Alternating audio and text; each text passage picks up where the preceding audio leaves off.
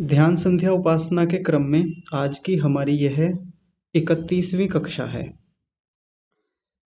तो ध्यान का प्रसंग चल रहा था कि ध्यान में हम क्या क्या करते हैं, क्या क्या करना चाहिए, और ध्यान के भीतर भी हम वृत्तियों को पकड़ने का, वृत्तियों पर काम करने का एक प्रयास कर रहे थे कि कैसे वृत्तियों को पहले पहचाना जाए, समझा जाए और उन पर काम किया जाए। उनमें हमने विशेष रूप से अविद्या को ले रखा है, और अविद्या के भीतर भी जिन चीज़ों पर हमारा ध्यान कई बार नहीं जाता है या जाता है तो बस ऊपर ऊपर से आकर के रह जाता है, उनमें से मुख्य है अनित्य में नित्य की वृत्तियां बना लेते हैं, यानी वैसा भाव बनाते हैं, अशुचि में शुचि का, दुख में सुख का या अनात्म में आत्म का। ये सब व्यवहारिक जीवन से जुड़ी हुई बातें हैं। व्यवहारिक जीवन में भी हम इन चीज़ों को देख सकते हैं, देखना चाहिए। व्यवहारिक जीवन में चिंतन मनन करना चाहिए और ध्यान में बैठकर इन सब चीज़ों को विशेष रूप से देखना चाहिए। तो कई बार यही एक प्रश्न उठता है कि ध्यान में बैठकर इन सब चीज़ों को करेंगे, क्या ये वास्तव में ध्यान होता है? तो ध्यान तो चिंतन मनन का ही नाम है। और पिछले दिनों जब हमारी चर्चा चल रही है तो इसमें हमने अपनी वृत्तियों को पकड़ने का भी प्रयास किया है। कई सारे लोग इस पर काम कर रहे हैं बढ़िया रीति से, और अपने पुराने संस्कार, अपनी वो सब वृत्तियां पकड़ में आ रही हैं जिनके कारण से ध्यान बड़ा बाधित होता था, और ध्यान ही छोड़िए व्यक्तिगत जीवन भी बड़ा बाधित रहता था। लेकिन अब कम से कम वो चीज़ें पकड़ में आ रही हैं, उन पर काम कर पा रहे हैं, ये बड़ी खुशी की बात है। ध्यान ऐसे ही आगे चलता है। तो आज का जो हमारा प्रसंग है वो दुख में सुख की भावना को लेकर है। मैंने आपको पिछली कक्षा में, यानी शनिवार की जो कक्षा थी, उसमें भी बताया था कि ये वाला जो प्रसंग है ये थोड़ा सा कठिन है। इसको लेकर के प्रायः लोग बात करते ही नहीं हैं। योग दर्शन में भी या शास्त्र की चर्चाओं में भी इस पर बहुत कम बातें हो पाती हैं, या होती हैं तो ऊपर ऊपर से, बड़ी कठिनाई से, बड़ी जटिलता से होती हैं।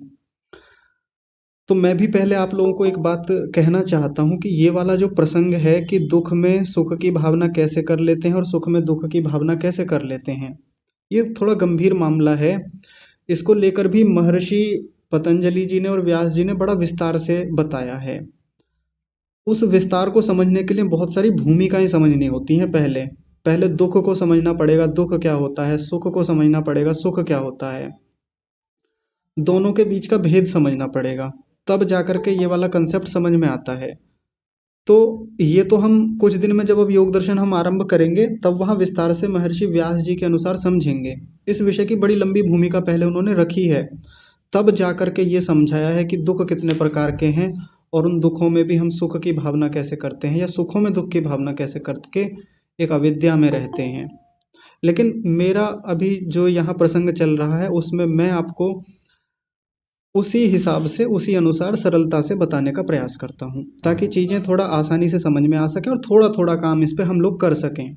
यानी मैं बहुत बोझ या बहुत बर्डन जैसा कुछ कि बहुत सारी चीज़ें एक साथ हो जाए, मैं वो करना नहीं चाहता। आप सबके साथ आराम से एक एक विषय को समझते चलेंगे, एक एक वृत्ति पर काम करेंगे। आज की बात है, पहले एक छोटी सी रोचक बात बताते हैं आपको, फिर इस विषय पर आते हैं। आज सुबह की बात है, मैं और मेरे बड़े भैया खेत में जा रहे थे बैलगाड़ी पर, तो चर्चाएं चल रही थीं। यही प्रसंग चल रहा था जो यहाँ अभी हमारा चल रहा है। तो भैया ने एक बड़ी रोचक बात मुझे बताई कि जब हम ध्यान में बैठते हैं और ध्यान की प्रक्रिया में पहुंचते ही जब हमारे भीतर अपने आप से खुद से वृत्तियां उठती हैं, तो कितनी वृत्तियां होती हैं। एक बार हम मोटा मोटा एक अनुमान करके देखें संख्या की दृष्टि से कि कितनी वृत्तियां हो सकती हैं जैसे ही हम ध्यान में बैठे, तो वो ही दो चार विषयों को लेकर होती हैं। यानी जो हम काम करते हैं, जिस प्रोफेशन में हम हैं, या जो लोग हमारे संपर्क में हैं, या जो अभी हाल फिलहाल में कुछ घटनाएं हुई हैं, कुछ जीवन में कुछ बड़ी योजनाएं चल रही हैं, कुछ भविष्य की योजना, तात्कालिक योजनाएं, इनको लेकर के कुछ वृत्तियां होती हैं, ये मुख्य रूप से आती हैं। बाकी गौण रूप से पुरानी कोई याद आ जाए, पुरानी कोई वृत्तियां आ जाएं, पुरानी कोई बातें उठ करके ध्यान में आ जाएं, वो बहुत कम होती हैं। कुल मिलाकर के मोटा मोटा देखें तो 5-7 प्रकार की वृत्तियां ज़्यादा से ज़्यादा आती हैं। हाँ, उनकी संख्या ज़्यादा हो सकती है कि मान लीजिए राग से संबंधित कोई वृत्ति आई और कोई व्यक्ति हमसे जुड़ा हुआ है जिससे हमारा राग है, तो उस राग से संबंधित बहुत सारी बातें, बहुत सारे विचार आ सकते हैं, ये एक अलग बात है। लेकिन वृत्ति तो एक ही हुई ना, एक ही प्रकार की, एक ही विषय से संबंधित है, एक ही वस्तु से संबंधित है, एक ही व्यक्ति से संबंधित है। तो देखिए, पहचानना कोई बहुत बड़ी बात नहीं है। किसी को ये चुनौती लग रही होगी, किसी को बड़ा जटिल काम लग रहा होगा। अभी शुरुआत है, ध्यान की प्रक्रिया में उतर रहे हैं, तो थोड़ा कठिन तो लगता ही है। सीधे सीधे कोई मार्गदर्शक नहीं है हमारे सामने जो हमको बता सके। जैसे बाहर की दुनिया में हम किस प्रकार से अपना होमवर्क कर रहे हैं, कॉपी पेन लेकर के नोट बना रहे हैं, तो हमको सुधरवाने वाला, सुधार करवाने वाला मिल जाएगा कि आपने ये मात्रा गलत लिखी है, इस प्रश्न का ये उत्तर गलत लिखा है, इसे ठीक कीजिए, पूर्ण विराम लगाइए, अल्प विराम लगाइए, ये करिए, वो करिए। बाहर से सुधार करवाने वाले बहुत मिल जाएंगे। लेकिन इस अंतर जगत की यात्रा में चीज़ों को ठीक ठीक मैनेज करवाने वाला बहुत मुश्किल से मिलता है।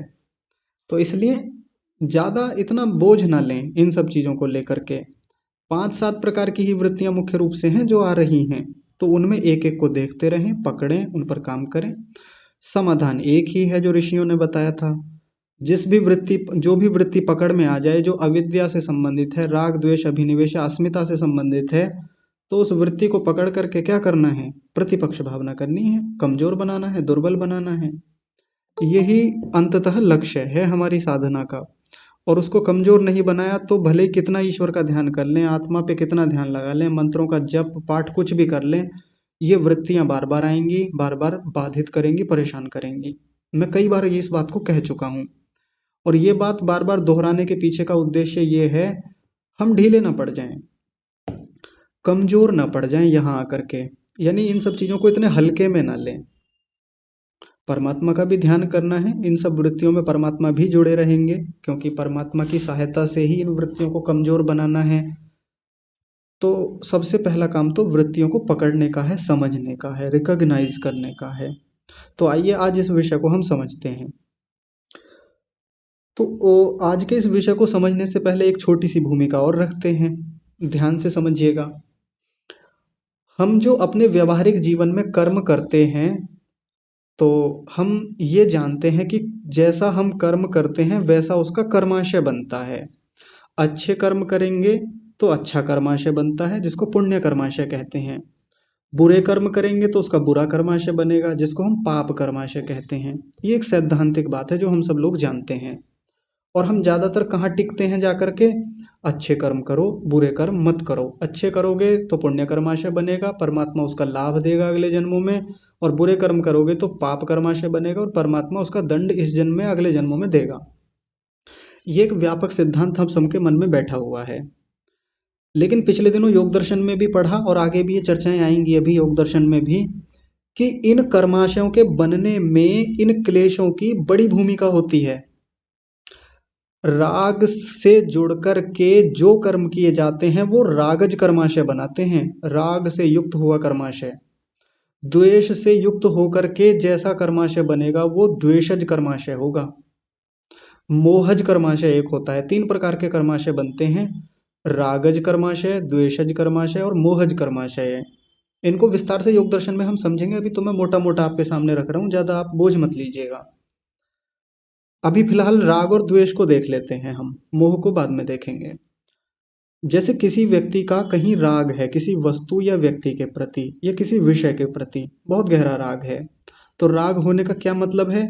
कि वो उस वस्तु से या उस व्यक्ति से सुख ले रहा है, और बहुत सुख ले रहा है, सुख को पाने के पीछे लालायित है, बहुत लालसा है उसके भीतर। और वैसे राग से युक्त होकर के फिर वैसा ही कर्म करता है, अच्छा या बुरा, फिर वैसा ही उसका कर्माशय बनता है।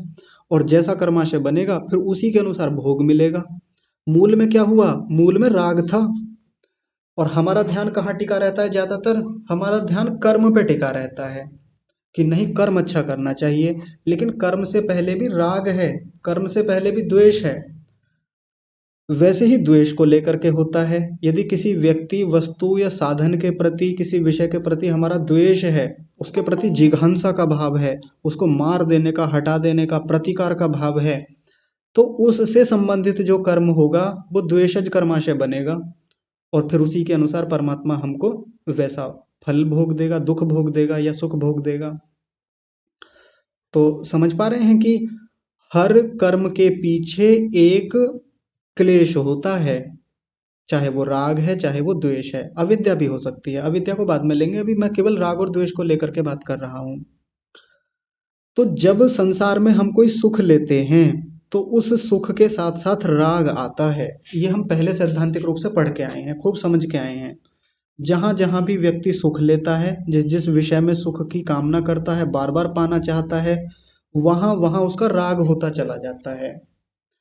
तो एक जो विवेकी व्यक्ति है, जो योगी व्यक्ति है, सामान्य व्यक्ति की बात नहीं है, सामान्य व्यक्ति तो ये देख ही नहीं पाता। सामान्य व्यक्ति तो सुख को सुख मानता है, उसके भीतर छुपा हुआ जो भविष्य में आने वाला दुख है, परिणाम दुख है, उसको नहीं देख पाता। उसको जो जितना सुख है उसी को शुद्ध सुख मान के बैठ जाता है। जैसे उदाहरण के लिए मान लीजिए कोई व्यक्ति है, शराब पीता है, शराब पीने में सुख मिलता है और सच में उसको सुख मिलता है, और जो भी व्यक्ति शराब पीने वाले हैं उनको सुख मिलता ही है। तो वो तो कहता है सुख मिलता है, इसमें बुरा क्या है, मैं इसमें दुख क्यों देखूं जब सुख मिल रहा है, सुख है, सीधी बात है, मैं दुख क्यों देखूं। योग दर्शन कहता है कि योगी व्यक्ति सुख में भी दुख को देखता है, योगी व्यक्ति दुख सुख में भी दुख को देखता है। ये एक विवेकी की पहचान होती है। एक शराबी व्यक्ति क्या कहता है, मैं तो सुख में सुख देख रहा हूं, तो विवेकी तो मैं हुआ।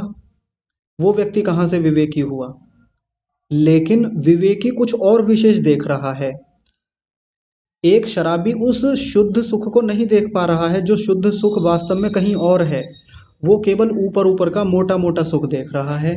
और योगी कहाँ तक देख रहा है, योगी परिणाम में होने वाले दुख तक देख रहा है, आगे तक की चीजें जो हैं, बहुत आगे तक का पहले देख के चल रहा है। उसको इतना सुख चाहिए ही नहीं, ये थोड़ा बहुत सुख चाहिए ही नहीं कि जिसके मिलने से वो थोड़ी देर के लिए लाभान्वित हो जाए, थोड़ी देर के लिए उसकी इंद्रियां तृप्त हो जाएं, उसकी इंद्रियों को उपशांति मिल जाए। ये शब्द आएंगे जब योग दर्शन पढ़ेंगे। इंद्रियां थोड़ी सी शांति को प्राप्त हो जाती हैं, थोड़ी तृप्त हो जाती हैं, इसी को सुख कह देते हैं। ये योगी को चाहिए ही नहीं। हाँ, हालांकि जब उसकी इंद्रियां जब वो सुख चाहती हैं, तृप्त होना चाहती हैं, उपशांति को चाहती हैं, उनमें अतृप्ति होती है, तो वो सुख के लिए वो कामना करता है, जितना उनको चाहिए उतना प्रयास उसका होता है। जैसे भूख लगेगी तो खाएगा, प्यास लगेगी तो पिएगा, गर्मी होगी तो शीतलता की ओर जाएगा, ठंड लगेगी तो गर्मी की ओर जाएगा। इतना सुख उसको मिलता है, लेता भी है, वो इतने में कोई बुराई नहीं है। तो जितना शुद्ध सुख है उसको वो देखता है, लेता है, प्रयास करता है उसके लिए। लेकिन उसके परिणाम में जो दुख आने वाला है वो उसको पहले से देख करके चलता है सुख भोगते समय। कैसे, मान लीजिए किसी वस्तु के प्रति वो सुख ले रहा है, जैसे भोजन करने बैठा और आज मान लीजिए पराठे बने, बहुत अच्छे पराठे बने हैं, गोभी के, आलू के, किसी के, मान लीजिए गोभी के पराठे हैं, सुख मिल रहा है। तो एक जो सामान्य व्यक्ति है वो केवल उस सुख को देख रहा है, केवल सुख को, कि हाँ देखो मजा आ रहा है और बहुत अच्छे पराठे लग रहे हैं, बहुत स्वादिष्ट हैं और मजा आ गया, आज तो तृप्ति हो गई। ये सुख भोग कर लिया उसने, इंद्रियां तृप्त हो गई। लेकिन देखिए योगी व्यक्ति क्या सोचता है, एक विवेकी व्यक्ति क्या देखता है, वो ये देखता है कि कहीं मैं इसमें अधिक सुख तो नहीं ले रहा हूँ, कहीं मेरा इसमें राग तो नहीं बढ़ रहा है। और जितना ज्यादा व्यक्ति सुखों का भोग करता है, राग उतना ही बढ़ता है। राग बढ़ेगा तो राग से युक्त कर्माशय बनेगा, राग से युक्त कर्माशय बनेगा तो बंधन बंधन बंधन, बार बार बंधन होगा। ये सुख भोगते समय ही देख लेता है, ध्यान से समझेंगे। सुख भोग लिया उसके बाद में देख रहा है, ऐसा नहीं, सुख भोगने के काल में ही इस चीज को वो पहले से देख के चलता है, समझ के चलता है। योगी व्यक्ति भी खाएगा, पराठा मिलेगा, पूड़ी मिलेगी, कचौड़ी मिलेगी, वो उस चीज को ये भी खाएगा, कोई बात नहीं, खाएंगे क्योंकि शरीर की आवश्यकता है, शरीर को बढ़ाना है, शरीर का पोषण देना है, देगा। जितना सुख मिलेगा, जितना वास्तव में उसमें सुख है उतना लेगा भी, लेकिन इस कामना से नहीं कि ये ही सुख चाहिए, उसके प्रति राग नहीं करेगा।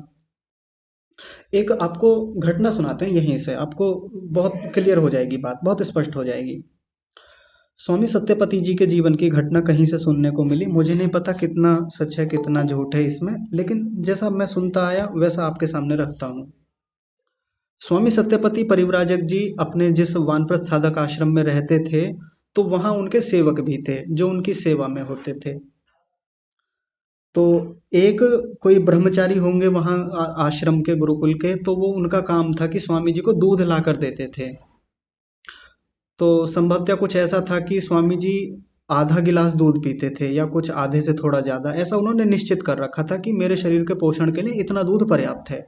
इससे ज़्यादा की ना मैं कामना करता हूँ, ना मुझको उसमें सुख लेना है, ना मुझे चाहिए। तो उतना ही लेते थे। अब कई बार जो शिष्य होते हैं, गुरु के प्रति बड़ी उनकी भक्ति होती है, श्रद्धा होती है, तो क्या करते, थोड़ा अधिक श्रद्धा में, अधिक आस्था में गिलास को पूरा भर के या अतिरिक्त जितना उन वो पीते थे उससे अतिरिक्त दूध उनको देने का प्रयास करते, दे देते थे। तो पहले समझाते, नहीं मानते तो थोड़ा डांट देते हल्का फुल्का उनको। अब कहाँ तक डांटें, शिष्यों का तो एक भाव होता है गुरु के प्रति निष्ठा का, और स्वामी सत्यपति जैसा कोई गुरु मिल जाए तो शिष्य क्या ना कर दें उनके लिए, ऐसा मन में भाव आता ही है।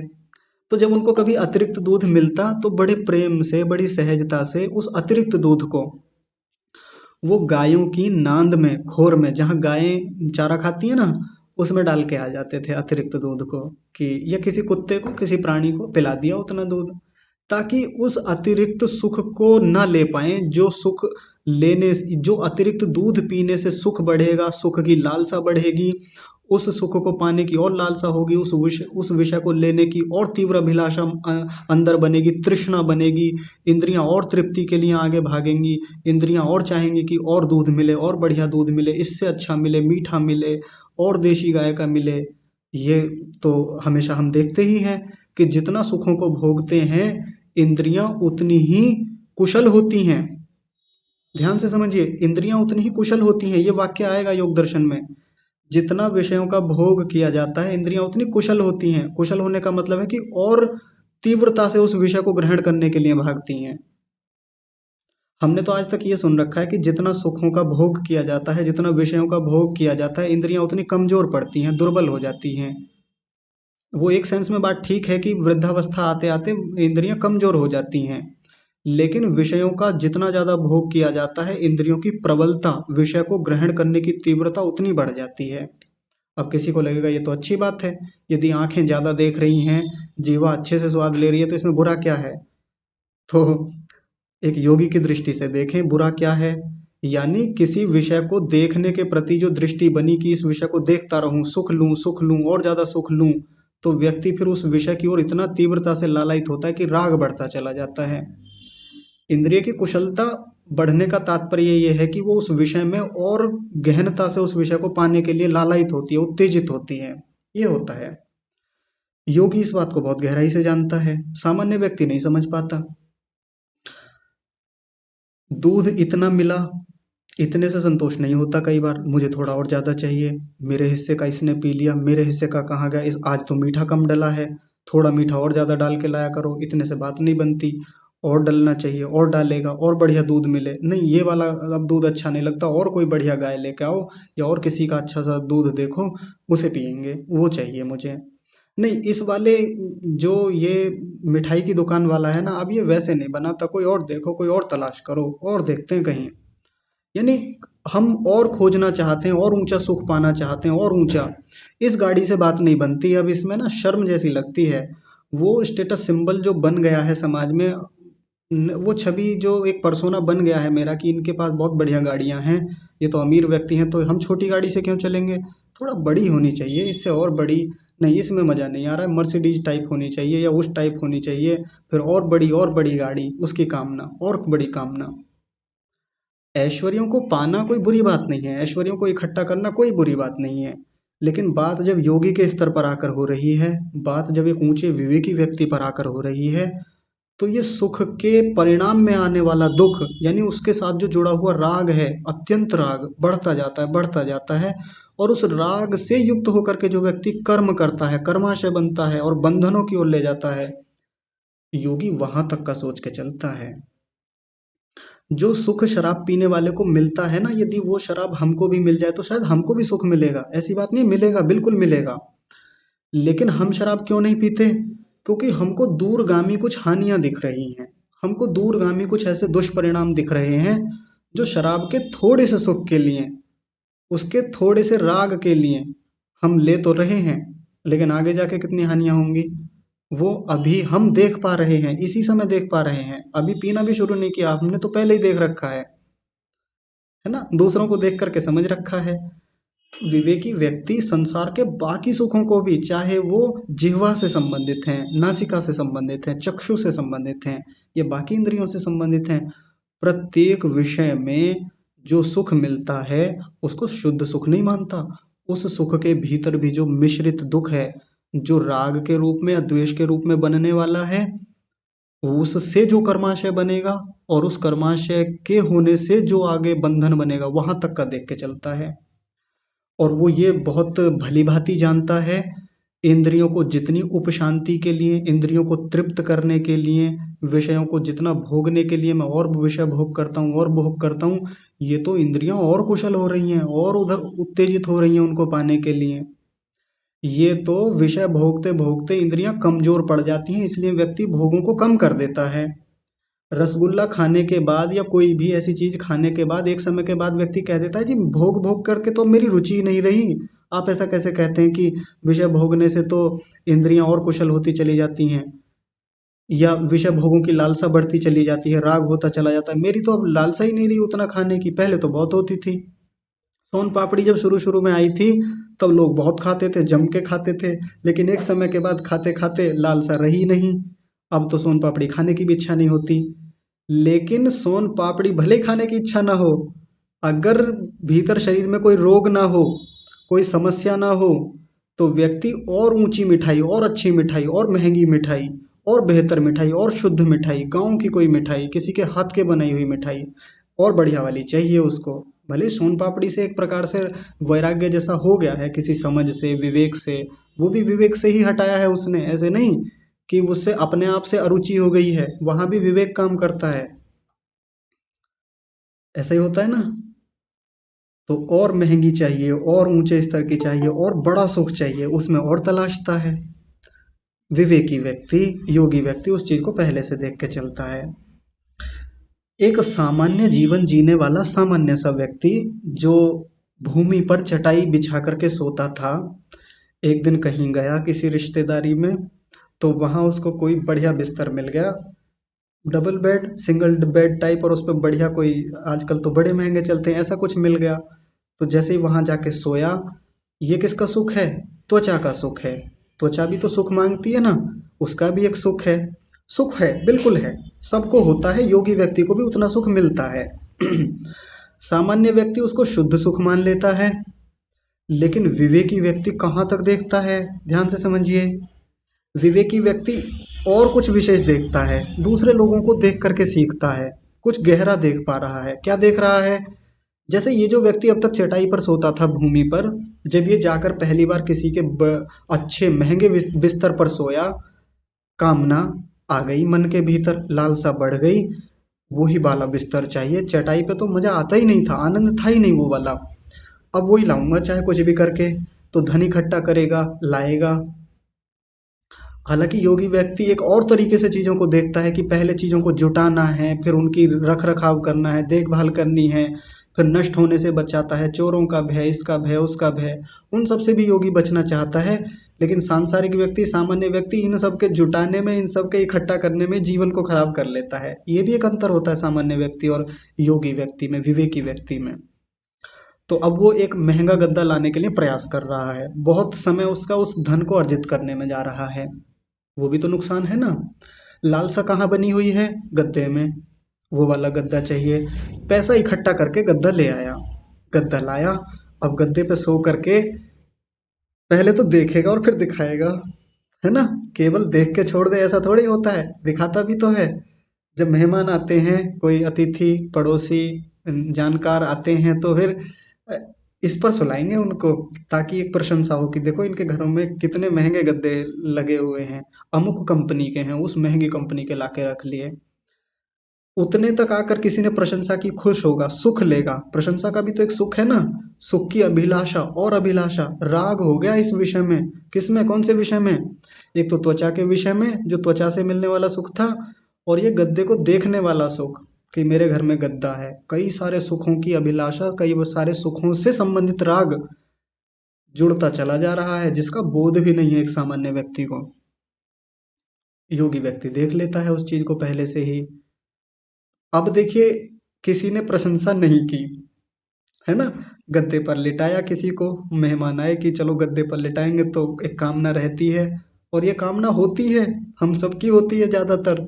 वो अलग बात है कि सीधे सीधे हम स्वीकार नहीं कर पाते या सीधे सीधे बोल नहीं पाते, लेकिन कामना तो हमारी होती है कि हमारे घर की प्रशंसा करें, हमारे ये बिस्तर है, हमारे जो घर में पत्थर लगवा रखा है, इतनी सुंदर पेंट किया है, पेंटिंग की हुई है, इनकी कोई प्रशंसा करे, ये कामना मन में तो रहती है। और वो प्रशंसा ना मिले, वो कीर्ति प्रसिद्धि या तारीफें या कॉम्प्लीमेंट्स ना मिले तो क्या होता है, द्वेष आता है फिर मन में। उस द्वेष से युक्त होकर के भी एक कर्म करेगा व्यक्ति, कर्म करता है फिर आगे। योगी इस चीज को पहले ही देख लेता है, उसको वो चाहिए ही नहीं वो प्रशंसा। ठीक है, किसी ने कर दी, बहुत बढ़िया है, इतना सुख ले लेता है, हाँ प्रशंसा कर दी, ठीक है, बहुत बढ़िया है, जितना है उतना ले लिया सुख प्रशंसा का भी, कहानी खत्म वहीं पे। सामान्य व्यक्ति को प्रशंसा नहीं मिलती तो क्या करता है, और बढ़िया करूंगा, दूसरों को बुलाऊंगा, अब देखते हैं दूसरे वाले प्रशंसा करेंगे, अब उसके पीछे जाएगा। इन गद्दों से बात नहीं बन रही है, अब और महंगे गद्दे, और महंगे, और अच्छे वाले, और बढ़िया कंपनी के। फिर ऑनलाइन सर्च करता है, बाहर जाके बड़े बड़े स्टोर्स पर या जो भी आजकल चलते हैं वो व्यवस्थाएं, वहां जा करके देखता है, नहीं ये वाला उससे बेहतर नहीं है, ये वाला बहुत बेहतर है, इसे देख लेते हैं। हमेशा बेहतर बेहतर की तलाश करता है व्यक्ति, और बेहतर मिले और सुख देने वाला मिले, तो राग बढ़ता चला जाता है। राग के साथ वैसी स्थितियां आती चली जाती हैं जो मैं बता चुका हूँ। अभी तक कोई व्यक्ति सामान्य सीलिंग फैन कमरे में लगा हुआ था, ऊपर लटकने वाला पंखा है, गर्मी बहुत अधिक है, तो कहीं जा करके कूलर देख लिया, अरे इसमें तो बड़ा सुख है, बड़ी ठंडी ठंडी हवा आती है, वो जल मिश्रित नन्ही नन्ही बूंदों के साथ ठंडी हवा आती है ना, तो अब उसको लेकर के व्यक्ति बड़ा सुख लेता है। हाँ ये वाला चाहिए, ये कूलर बड़ी बढ़िया चीज है। अब सामान्य व्यक्ति को तो सुख दिखता ही है ना उसमें, जिसने कूलर आज तक नहीं देखा, वो पहली बार कूलर की हवा में, और वो भी भयंकर गर्मी में जाकर बैठे, तो उसको समझ में आता है कि ये भी सुख होता है क्या, ये चाहिए, ये ही लाना है। पूछेगा, बात करेगा, ये कहाँ मिलता है जी, कितने तक का मिल जाता है, मूल्य आदि पूछेगा, लेकर आएगा, और फिर उसमें सुख लेगा। फिर कहीं किसी दिन कोई एसी कमरे में जा करके बैठा, वहां तो और भी बड़ा सुख दिखा। अब तो कामना बढ़ती चली गई, अब तो भीतर जो लालसा है, गर्धा है, ये शब्द आए थे ना राग वाले प्रसंग में, लालसा गर्धा बढ़ती चली जाती है। और लालसा के बढ़ने से, उस गर्धा के बढ़ने से राग भी तो बढ़ रहा है। सामान्य व्यक्ति उस चीज को नहीं देख पाता, योगी विवेकी व्यक्ति उस राग तक को देख रहा है। फिर सावधानी वाली बात, योगी कूलर की हवा में बैठेगा, बिल्कुल बैठेगा, योगी एक एसी कमरे में, एसी गाड़ी में बिल्कुल बैठेगा, कोई बुराई नहीं है। कोई योगी बैठा दिख जाए तो ये आकलन ना कर लें कि ये भला योगी कैसे हो सकते हैं, एसी गाड़ियों में घूमते हैं, एसी कमरे में रहते हैं, आश्रम तक में एसियां लगवाई हुई हैं। हाँ एक बात ऐसी हो जाती है कि कोई व्यक्ति जब वो सुखों की कामना नहीं करता, वो हटना चाहता है चीज़ों से, तो फिर वो उन चीज़ों को पसंद भी नहीं करता, उनको हटाना चाहता है कि कहीं गलती से, कहीं असावधानीवश मेरा राग बढ़ता ना चला जाए इन भोगों के प्रति, इन ऐश्वर्यों के प्रति, तो वो हटाने की ही कोशिश करता है, ज़्यादातर अपने आप को अपरिग्रही बनाता है। लेकिन एसी कमरे में बैठा हुआ कोई व्यक्ति भीतर से क्या है, भीतर से वास्तव में उसकी स्थिति सुख को लेकर क्या है, ये तो वही जानता है या परमेश्वर जानते हैं। और मैं तो हमेशा कहता हूँ, टाई सूट बूट में बैठा हुआ कोई एसी कमरे में बैठा हुआ व्यक्ति भी योगी जैसी स्थिति में हो सकता है। जो बैठा हुआ तो है उसमें, उसको कामना नहीं है कि ये ही चाहिए, इससे बेहतर सुख चाहिए, राग हो गया हो, नहीं है राग उसका उसके प्रति, नहीं चाहिए उससे बेहतर, ना भी मिले, यदि आज ही कोई उठा करके उसको उस कमरे से निकाल करके बाहर धूप में खड़ा कर दे, बेचैनी नहीं होगी, वो द्वेष नहीं करेगा। नहीं तो राग का पता वहां से चल जाता है कि कोई व्यक्ति एसी कमरे में रहने का आदी हो गया है, एसी गाड़ी में रहने का आदी हो गया है, ऑटो में बैठना पड़ जाए किसी दिन, या दिल्ली जैसे शहर में जहाँ टेम्परेचर अपने आप में बहुत ऊंचा रहता है गर्मियों में, और पैदल चलना पड़ जाए थोड़ा सा, या बस में चलना पड़ जाए, भीड़ जैसी कोई बस है उसमें जाना पड़ जाए, तो कैसा क्या स्थिति क्या होती है मन की, बेचैन, गुस्सा, भीतर से जिघांसा, प्रतिकार की भावना, द्वेष आ जाता है। तो कहने को तो हमको दिखने में ये लगेगा कि अरे देखो एसी में बैठे हैं और इनकी कोई एसी के प्रति कोई राग नहीं है ना, मेरी कोई ऐसा राग नहीं है एसी के प्रति, ऐसा कुछ होता ही नहीं। लेकिन राग का पता तो तब लगता है जब वो सुख हट जाए अचानक से, या सुख को हटा दिया जाए, तब भी व्यक्ति सामान्य बना रहे। ठीक है, ये भी सही है, इसमें ऐसा क्या है। न राग में न द्वेष में, कोई दिक्कत नहीं, मुझे कोई समस्या नहीं है। न हार में न जीत में किंचित नहीं, भयभीत में कर्तव्य पथ में जो भी मिला, ये भी सही वो भी सही। ये एक कविता आप लोगों ने सुनी होगी ना। तो हार मिले जीत मिले सुख मिले दुख मिले, कोई विशेष स्थिति नहीं, सामान्य। जितना सुख जिस वस्तु में मिला ठीक है, जितनी स्थितियां जिस विषय में जैसी मिल रही हैं उतनी को उस रूप में ही देख करके चलता है। तो ये विवेकी व्यक्ति की पहचान होती है। तो सुख तो है, लेकिन योगी व्यक्ति उसके भीतर छुपे हुए दुख को बहुत अच्छे से देखता है। जैसे एक और उदाहरण प्रायः दिया जाता है शास्त्रों में। जैसे कोई भोजन है उसमें विष मिला हुआ है, जहर मिला हुआ है, तो सामान्य व्यक्ति तो भोजन ही कहेगा उसको कि भोजन ही तो है, और भोजन समझ के खाएगा उसको, भले ही थोड़ा सा विष मिला हुआ है, एक थोड़े से हिस्से में बहुत न्यून अंश में जहर मिला हुआ है, और जहर की तो थोड़ी सी मात्रा अपने आप में बहुत हानि पहुंचाने वाली होती है। तो सामान्य व्यक्ति भोजन कहेगा, भोजन के अनुसार ही सारे पदार्थ को ग्रहण करेगा, जितना भी है वो विष मिश्रित जो है।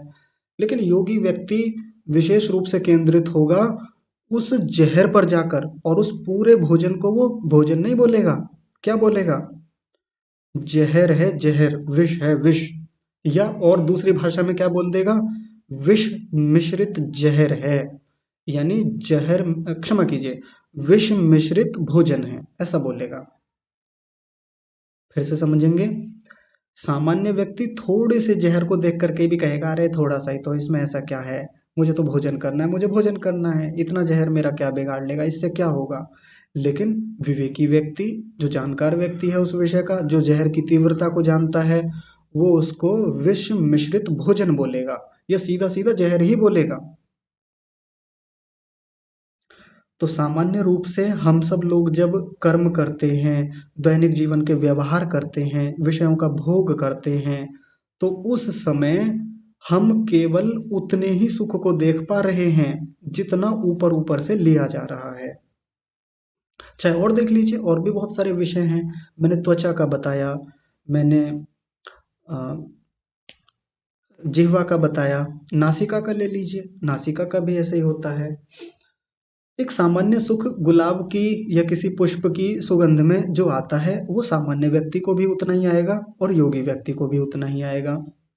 अब यह कोई परफ्यूम है, कोई इत्र है, कोई सुगंधित और द्रव्य है, घर महकाने के लिए भी आजकल बहुत सारे ऐसे द्रव्य आते हैं, उनको लोग प्रयोग में लाते हैं। तो उतने तक योगी को भी सुख आएगा, जितनी सुगंध आ रही है उस सुगंध से जो सुख मिलता है योगी को भी मिलेगा, लेगा, उसमें ऐसी कोई बुराई नहीं है। नहीं तो कई बार ऐसा होता है कि जितने सुख मिलते हैं ना, सबको हे दृष्टि से दिखाया जाता है। अध्यात्म की दुनिया में ये बड़ी खराब चीज चलती है। ना ना, बिल्कुल सुख नहीं लेना, आपको तो बिल्कुल सुख नहीं लेना चाहिए। कोई व्यक्ति थोड़ा सा यदि भोजन में सुख जितना आ रहा है उतना ले ले ना, ये योगी कहाँ से हो गए, ये कहाँ से साधक हो गए, ये तो सुख ले रहे थे जी। अब जितना है उतना तो लेगा ही, लेकिन अब उसके अतिरिक्त जाकर लेने लगे, उसी को शुद्ध सुख मान ले, हाँ वो तो मूर्खता है, वो तो अविद्या है। तो जैसे सुगंधित पदार्थ से सुगंध आई, योगी को भी आई, उसने भी ली। अब सामान्य व्यक्ति तो उस गंध में क्या करेगा। एक आरंभिक व्यक्ति जो होता है, जिसने पहली बार कोई परफ्यूम या इत्र देखा, उसने लगाया या किसी अन्य ने लगाया, तो एक कामना होती है कि मैं भी ये सुगंधित द्रव्य लगा करके, ये सेंट परफ्यूम लगा करके मैं भी बाहर निकलूंगा, मैं भी स्कूल कॉलेज या पार्टी शादियों में जाऊंगा, और फिर लोग सूंघेंगे और उनको भी अच्छा लगेगा, खुशी खुशी होगी। लेकिन हम देखते हैं कि इस प्रकार की कामना वाला व्यक्ति जीवन भर उसी सुख को लेता रहेगा, उसी परफ्यूम पे टिका रहेगा, ऐसा नहीं होता।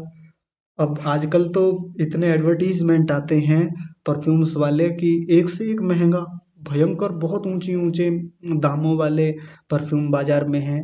तो कैसा चाहिए, जैसे जैसे स्टेटस बढ़ता है कामना बढ़ती है, भीतर से लालसा बढ़ती है, गर्दा बढ़ती है, अब महंगा महंगा और महंगा। नहीं, इससे बात नहीं बनती। अब वो सस्ता वाला जो 100 150 200 300 रुपए का आता था, अब तो ये 5,000 रुपए का, 10,000 रुपए का, 20,000 रुपए का, ऐसे ऐसे तक परफ्यूम है मार्केट में। तो लालसा बढ़ी, कामना बढ़ी, क्या बढ़ा साथ में? राग बढ़ा। राग बढ़ा तो रागज कर्माशय बना, रागज कर्माशय बना तो फिर बंधन की स्थितियां आगे कितनी लंबी बनती हैं। योगी व्यक्ति बहुत अच्छे से समझता है इन सब चीजों को। बात समझ में आ रही है? एक बहुत और रोचक बात है यहाँ पर, जो आगे योग दर्शन में भी हम पढ़ने वाले हैं। एक योगी व्यक्ति जो है, विवेकी व्यक्ति जो है, वो आमतौर पर हम देखेंगे कि अपरिग्रही होता है। अपरिग्रही का मतलब होता है वस्तुओं को कम से कम रखना चाहता है। उसके पास साधन सीमित मिलेंगे, अत्यंत सीमित, जितने में उसका जीवन सहज रूप से, सामान्य रूप से चलता रहे उतने साधन रखेगा। अतिरिक्त साधनों को नहीं रखेगा। अतिरिक्त सुख या सुख के साधन उसको चाहिए ही नहीं, क्योंकि वो जानता है अतिरिक्त रखूंगा तो राग बढ़ेगा, राग बढ़ेगा तो फिर वही सारी कहानी आ जाती है, फिर जो मैं कई बार बोल चुका हूँ।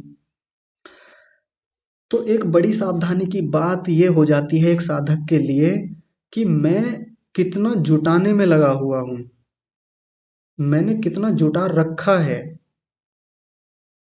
मैंने कितना इकट्ठा कर रखा है, और इकट्ठे किए के पीछे क्या क्या होता है ये हम सब जानते हैं। पहले तो उसको इकट्ठा करने में ही जीवन चला जाता है, फिर इकट्ठा किए हुए को, एकत्र किए हुए को संभालने में, सजाने संवारने, रक्षा करने, उसमें भी तो समय जाता है ना। चोर का भय है, डकैतों डाकुओं का ले जाने का, खराब हो जाने का, नष्ट हो जाने का भय, यानी उसके मेंटेनेंस में, उसको बनाए रखने में भी एक अलग समय का व्यय है। और चला जाए, नष्ट हो जाए, खत्म हो जाए, एक वो भी डर है उसका। योगी व्यक्ति इन सब बातों को पहले जानता है, उतना जुटाता ही नहीं है, उतना इकट्ठा ही नहीं करता। तो सीमित साधन रहेंगे, सीमित भोग रहेगा, तो राग होने के भी सीमित अवसर रहेंगे। अब इसका मतलब ये नहीं है कि कोई व्यक्ति इसलिए साधन कम रखता है कि राग ना हो जाए। ये तो भीतर का मामला ज्यादा है। कई बार साधन भी खूब सारे हैं लेकिन राग नहीं है, उनमें आसक्ति नहीं है, ये भी एक स्थिति होती है। लेकिन चूंकि कोई व्यक्ति अब टिक गया है साधना पर, कोई व्यक्ति आकर टिक गया है ईश्वर पर, उपासना में इतना केंद्रित हो गया कि अब ज्यादा जुटाने पर, ज्यादा इकट्ठा करने पर अब उसकी स्थितियां जाती नहीं, तो राग भी फिर उतना बढ़ता ही नहीं। स्वयं को इतना केंद्रित कर लिया है, आत्म केंद्रित हो गया है। और जितना इकट्ठा किया जाता है, जितना जुटाया जाता है, जितना और भर लो और भर लो, और आ जाए और मिल जाए, ये भी आ जाए ये भी आ जाए, तो उन सब के साथ वो स्थितियां भी तो आती हैं जो पिछले दिनों हमने कक्षा में डिस्कस किया। क्या? कि जितना ज्यादा सुख भोग होता है, योग दर्शन में यही बात आने वाली है इसी प्रसंग में, 15वें सूत्र में। और हैरान रह जाएंगे आप जान करके, जो चर्चा हम कर चुके, कि जितना ज्यादा विषय भोग करेंगे, विषय भोग होने में, सुख भोग होने में हिंसा ना हो ही नहीं सकता। जितना भी हम सुखों का भोग कर रहे हैं ना आज, हर सुख भोग होने में हिंसा है, हिंसा जुड़ी हुई ही है किसी ना किसी रूप में। उस हिंसा से हम बच ही नहीं सकते, जो प्रत्यक्ष और परोक्ष रूप में हिंसाएं हो रही हैं निरंतर। हम सीधे सीधे नहीं मार रहे हैं किसी को, चींटी को, कीड़े को, जानवर को, किसी को भी हम हानि नहीं पहुंचा रहे, लेकिन हम तक जो वस्तुएं आ रही हैं वो किसी ना किसी को हानि पहुंचा करके, वो किसी ना किसी को हिंसा करके ही चीजें हमारे पास तक आ रही हैं। और इस बात को हम खूब विस्तार से कक्षा में कर चुके हैं, ये चर्चा हुई है। फिर भी मैं मोटा मोटा रख देता हूँ। योगी क्या देखता है? वो देखता है कि ये जो सुख मैं ले रहा हूँ, इस सुख को लेने में, ये वस्तु मेरे पास आने में इतने इतने प्राणियों का सहयोग रहा है। जैसे किसान ने फसल को उगाया है तो मेरे पास ये स्वादिष्ट भोजन आया है, मुझको और चाहिए, और सुख चाहिए, और स्वादिष्ट चाहिए, और महंगा चाहिए, इसके लिए मैं और प्रयास करता हूँ, और लालसा बढ़ाता हूँ, और राग बढ़ता है। तो राग वाला तो वो देख ही रहा है, साथ में वो ये भी देख पा रहा है कि जितना मैं और महंगा चाहता हूँ, और बेहतर चाहता हूँ, और सुख भोग चाहता हूँ, इनको जुटाने में, इनको लेने में एक किसान और कितना मेहनत करता है अपने खेत में। तो एक तो किसान की हिंसा, किसान उस चीज के उत्पादन में और ज्यादा पेस्टिसाइड और इंसेक्टिसाइड का खेतों में उपयोग करता है, यानी ज्यादा से ज्यादा कीटनाशकों का, ज्यादा से ज्यादा उर्वरकों का प्रयोग करेगा, क्योंकि उत्पाद बढ़ाना है, उत्पादन बढ़ाना है। उत्पादन क्यों बढ़ाना है? मांग ज्यादा है, डिमांड ज्यादा है, सप्लाई ज्यादा करनी पड़ेगी। अब सप्लाई बिना हिंसा किए हो जाएगी? या इतनी डिमांड जो भयंकर बढ़ती जा रही है सुख भोगों के लिए, उसकी सप्लाई के लिए क्या बिना हिंसा किए, बिना प्राणियों को मारे, क्या बिना उर्वरकों का प्रयोग किए हम इतना उत्पादन कर पाएंगे? नहीं कर पाएंगे। कितनी हिंसाएं होती हैं। जो सामान्य रूप से हम काम चलाने लायक या बढ़िया जीवन जीने लायक हम खेती कर सकते थे, उत्पादन कर सकते थे, हमने अत्यधिक उत्पादन के लिए, या शास्त्रीय भाषा में कहें अत्यधिक विषय भोग के लिए, हमने अतिरिक्त कीटनाशकों का उपयोग किया। कितने जीवों को मारा, जिसमें हानिकारक जीव तो मरे, हम लाभदायक जो जीव जमीन में है, भूमि में है या फसलों में हैं, हमने उनको भी मारा। और एक बार के कीटनाशक के छिड़काव में एक दो जीव नहीं मरते। कोई नीलगाय मर गई, कोई बंदर मर गया, ये तो मोटी मोटी हिंसाएं हैं जिसमें एक दो तीन चार पांच जीव मर गए, कहानी खत्म। लेकिन हम पिछले दिनों समझ के आए हैं, जानते भी हैं कि जब माइक्रोब्स लेवल पे जाके देखा जाता है, यानी सूक्ष्म स्तर पर जाकर देखा जाए, तो कितने नन्हे नन्हे छोटे छोटे से जीव हैं जिनकी हिंसाएं होती हैं, उत्पादन बढ़ता है, तब हमारे लिए सुखों का भोग, भोग और सुखों का भोग होता है। इसलिए योगी व्यक्ति अपरिग्रही होता है, कम से कम जुटाना चाहता है, कम से कम आवश्यकताएं उसकी होती चली जाती हैं। आप देखेंगे, आप किसी व्यक्ति को देना चाहें तो सामान्य व्यक्ति तो हाँ, अरे लाइए लाइए, दे दीजिए, लाइए, अरे देखो ये मिल गया, वो मिल गया, वहां से ये आ गया, वहां से ये आ गया।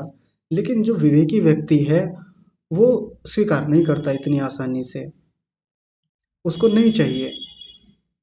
उसके पास पर्याप्त यदि दो तीन जोड़ी कपड़े हैं, चार पांच जोड़ी, या जितने भी आठ दस जोड़ी कपड़े भी हैं जो उसकी आवश्यकता के हैं, ठीक हैं, इतने ही हैं। जब आवश्यकता नहीं रहेगी तब आप दे दीजिएगा, तब ले लेंगे, उतना ठीक है। पर नहीं, बाजार में कुछ भी दिखा, इसे भी ले लूं, इसे भी ले लूं, उन्होंने कुछ दे दिया, लाओ जी दे दो, उसने कुछ दे दिया, लाओ जी। ये भरते चले जा रहे हैं, भरते चले जा रहे हैं। सुखों का और भोग और भोग और विषय भोग, उसके प्रति और लालसा और आसक्ति और राग, और वैसे ही कर्माशय और बंधन और बंधन। इतने दूर तक का सोच करके एक विवेकी व्यक्ति चलता है। तो अब समझ पा रहे हैं कि सुख में दुख की भावना कैसे की जाती है। दिखने में तो यहाँ लगेगा कि दुख में सुख की भावना है, सुख में दुख की भावना, ये तो उल्टा हो गया, अविद्या हो गई। लेकिन यहाँ कहने का तात्पर्य यह है कि व्यक्ति उसी को शुद्ध सुख मान के बैठ जाता है, जिसमें दुख भी मिश्रित है, तो उसको दुख ही कहा जाता है। और योग दर्शन का 15वां सूत्र है, परिणाम ताप संस्कार गुण वृत्ति विरोधाच दुखमेव सर्वम विवेकिनः। विवेकी के लिए तो सब जगह दुख ही दुख है, वो सब जगह दुख ही दुख देखता है, सुख में भी दुख ही देखता है। तो कोई उसको अविद्या ना कह ले कि ये तो सुखों में भी दुख कोई देख रहा है। हाँ, वो जहर मिले हुए भोजन को भी जहर ही कह देता है, और ये कोई बुरी बात थोड़ी है, ये कोई अविद्या थोड़ी है। यदि भोजन में थोड़ा सा जहर मिला हुआ है तो उसको भोजन नहीं कहा जाएगा, जहर ही बोला जाएगा। तो सुख में यदि दुख मिश्रित है, परिणाम में है, ताप में है, या संस्कार के अनुसार दुख आ रहा है, जिन पर हम आगे योग दर्शन में चर्चा करेंगे, विस्तार से बात करेंगे, तो वो उनको भी दुख के रूप में देखकर चलता है। ये विद्या है, अविद्या नहीं है। तो अब बात समझ में आ रही है कि हम इन वृत्तियों को कैसे समझें व्यवहारिक जीवन में, कैसे देख कर चलें। अब तक काम करते थे क्या हम इन पर? क्या ध्यान में बैठकर इस प्रकार से विचार किया हमने कि चीजें इस तरीके से भी काम करती हैं, इस तरीके से भी राग द्वेष को और बढ़ाती हैं, मोह को और बढ़ाती हैं, अज्ञानता को और बढ़ाती हैं, अविद्या को और बढ़ाती हैं, उनकी वृत्तियों को और पुष्ट करती हैं, उनके संस्कारों को और गहरा करती हैं। और ये सारी चीजें जुड़ी हुई व्यवहार से ही हैं, व्यवहारिक जीवन से जुड़ी हुई चीजें हैं। हम जो भी खाते पीते पहनते या सोते ओढ़ते जागते, कुछ भी विषय भोग करते हुए जो भी कर रहे हैं, उसके पीछे कैसे वृत्तियां काम कर रही हैं, कैसे संस्कार बन रहे हैं, ये तो समझना पड़ेगा, इन पर तो काम करना पड़ेगा। मुंह नहीं फेर सकते, जो मैं बार बार कह चुका पिछली कक्षाओं में। इनसे हम पीठ नहीं फेर सकते। जैसे नाली में से दुर्गंध आ रही है, कुछ देर के लिए ढक देंगे तो ये लगेगा कि हाँ चलो नाली ढक गई, अब दुर्गंध नहीं आ रही, अब वैसा गंदगी नहीं दिख रही है। कमरे में गंदगी थी, कालीन ढक दिया या चादरें बिछा दी तो चलो गंदगी ढक गई, वो उपाय नहीं होता। तात्कालिक रूप से ठीक लगता है कि हाँ चलो नाली ढक दी, काम खत्म। जिस दिन ढक्कन हटेगा गंदगी तो वैसी की वैसी बाहर आएगी, फिर बहुत बुरी हालत होने वाली है। तो देखना पड़ेगा ऐसे ही। चलिए आज के विषय को यहीं विराम देते हैं, बहुत सारी बातें हो गई। आप सब लोग बड़ी गहनता से, बड़ी एकाग्रता से कक्षा में जुड़े रहते हैं।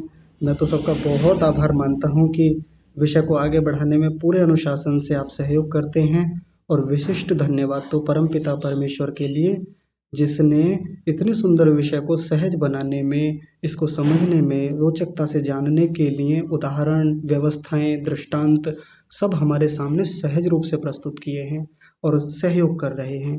तो ऐसे महनीय परमेश्वर का हृदय से धन्यवाद करते हुए आज की कक्षा को यहीं विराम। आप सभी को सादर प्रणाम। ओम।